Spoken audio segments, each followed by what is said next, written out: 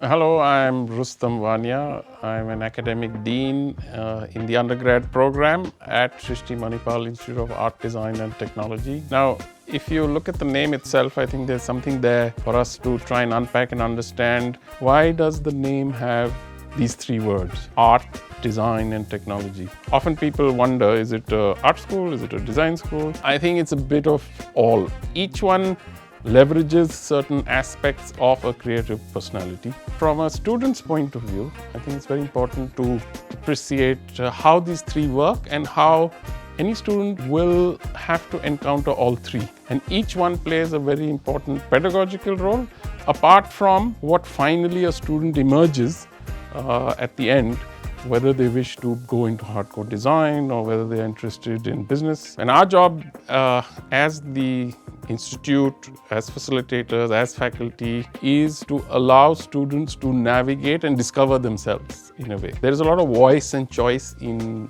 the curriculum.